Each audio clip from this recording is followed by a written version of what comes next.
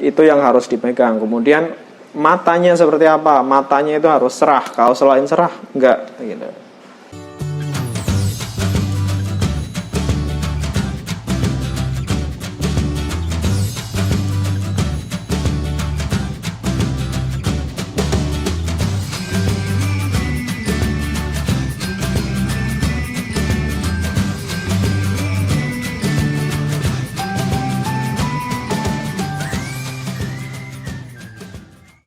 Nah, itu tadi adalah ciri-ciri, kemudian bagaimana cara kita, itu ciri-cirinya dulu ya. Bagaimana cara kita memilihnya? Sebenarnya ada beberapa cara gitu ya.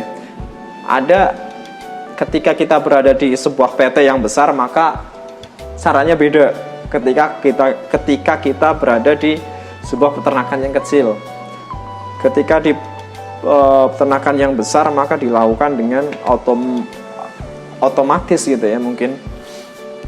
Saya ingin menunjukkan, tapi itu agak kurang pas kalau menurut saya, karena itu tidak menerapkan animal welfare gitu ya.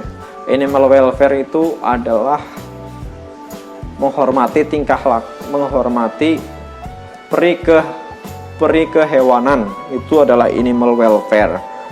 Jadi ketika kita manusia adalah ada human rights, maka hak asasi manusia gitu ya. Ketika di manusia, maka ketika di hewan, di ternak, maka kita ada animal welfare. Jadi kita harus menghormati itu.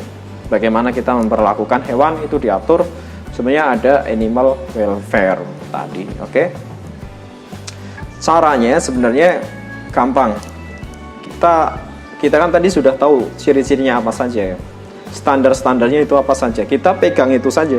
Ketika kita sudah pegang standarnya, kita sudah hafal di otak dan seperti apa gambarannya, kita langsung praktek. Kita ambil ayamnya, anak ayamnya, kita lihat langsung bagian kaki, standarnya kayak apa, nggak kering gitu ya. Pokoknya dia seger dan gede, itu standarnya. Kemudian bagian badannya gede, itu bisa ditimbang sebenarnya kalau badan secara keseluruhan. Tapi dia secara umum adalah bersih, cerah.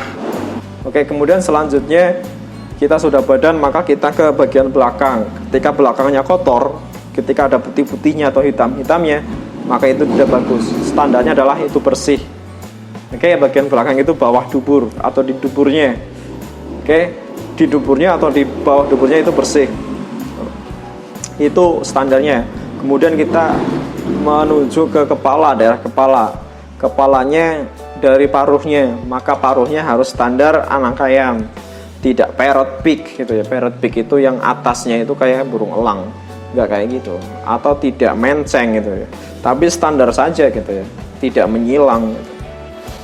Itu yang harus dipegang. Kemudian matanya seperti apa? Matanya itu harus cerah. Kalau selain cerah, enggak gitu. Itu. Kemudian ketika kita letakkan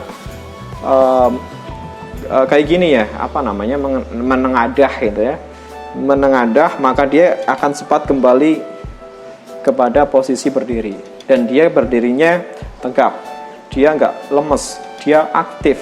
Itu adalah ciri-cirinya, gampang sekali. Kita ambil satu persatu saja kayak gitu. Baik, itu saja adik-adik sekalian, cara memilih bibit. Sebenarnya untuk dasar pemeliharaan, memilih bibit itu ada banyak. Tidak hanya ayam, tidak hanya unggas. Tapi ini saya simulasikan untuk unggas. Kurang lebih untuk untuk ternak yang lain seperti halnya dengan sapi, kemudian seperti halnya domba dan sebagainya. Prinsip-prinsipnya sama. Kita cari terlebih dahulu apa saja prinsip ataupun standar dari anak tersebut gitu ya. Apa saja standar dari ternak di umur tersebut. Karena sebenarnya kita memilih bibit untuk hewan ruminansia tidak hanya ketika kecil. Karena apa? Karena ruminansia contoh adalah kita membeli sapi, maka sapinya tidak selalu kita beli yang kecil, tidak selalu membeli pedet, karena kita bisa saja membeli yang darah, bisa saja membeli peranakan yang siap untuk dibesarkan. Tapi secara umum begini, untuk ruminansia itu ada dua macam pemeliharaan kan. Pemeliharaan pertama adalah dengan Perkembangbiakan adalah kita memelihara induknya, kemudian kita akan mengambil anak-anaknya untuk dijual gitu ya, atau dibesarkan anak-anaknya. Itu sistem pertama. Sistem kedua adalah kita membeli bakalannya. Bakalan itu adalah biasanya umur remaja. Untuk sapi biasa 1 tahun, kemudian untuk kambing domba nanti saya konfirmasi lagi, tapi sekitar setengah tahun kalau tidak salah, umur 5 bulan. Karena apa? Karena itu adalah, tapi nanti teman-teman silakan cari lagi karena saya belum terlalu yakin, saya agak lupa untuk itu. Sapi dan domba setengah tahun di umur-umur itu adalah umur-umur yang paling efektif untuk kedepannya untuk kita penggemukan.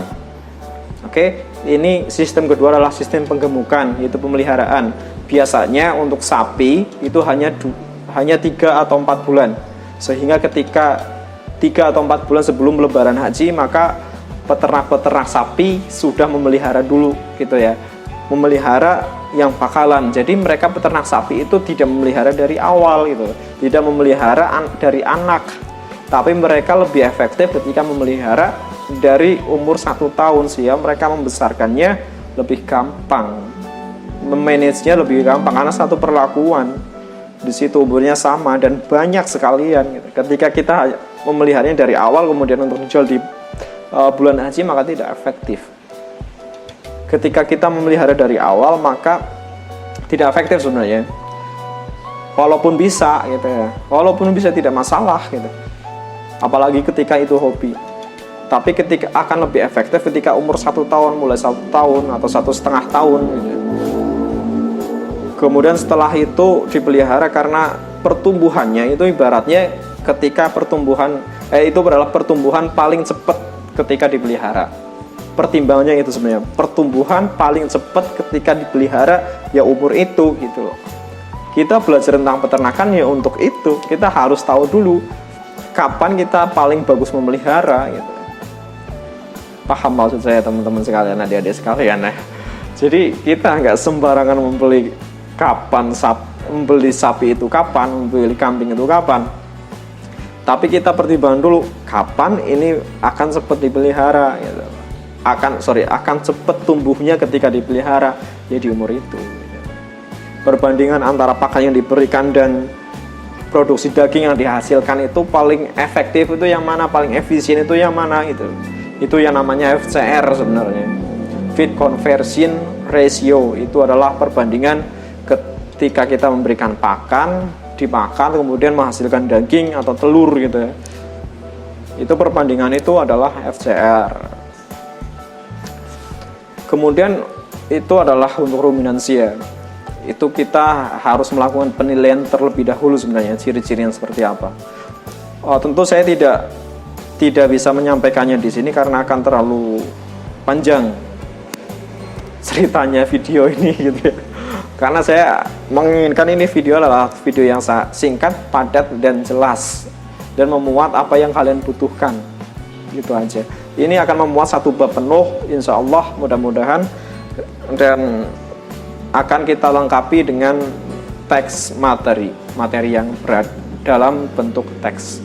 Adapun latihan dan kemudian ulangan akan saya berikan pada MS Teams. Silakan aktif di MS Teams. Oke.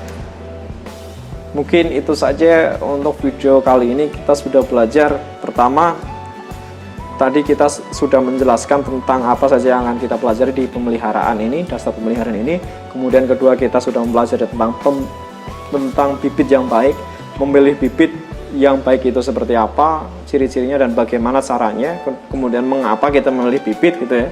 Kemudian yang kedua, selain kita belajar tentang unggas, juga kita belajar tentang ruminansia. Kenapa dan apa yang kita harus pelajari tentang ruminansia? Karena ruminansia itu ya sebenarnya simple, ruminansia itu simple. Cuma saya tidak prefer untuk fokus ke situ karena saya fokusnya ke unggas. Karena kalian jurusannya adalah aktivitas tentang unggas, maka saya bahas ruminansia adalah sebagai tambahan saja. apalagi karena ini adalah masa pandemi, saya tidak ingin memperpanjangnya kayak gitu untuk materi ruminansia. Oke, itu saja. Mudah-mudahan ini bermanfaat dan ini bisa membantu adik-adik sekalian dalam belajar. Mudah-mudahan ini bisa mempermudah gitu ya. Kemudian ini bisa bermanfaat juga untuk orang lain yang menonton video ini. Terima kasih atas perhatiannya sudah menonton video ini. Silakan jika berkenan subscribe, kemudian like dan share video ini yang insya Allah bermanfaat untuk kita semua. Amin ya rabbal alamin. Terima kasih sekali lagi dan wassalamualaikum warahmatullahi wabarakatuh. Salam cinta dari Ujung Kandang. Tetap semangat dan sukses selalu.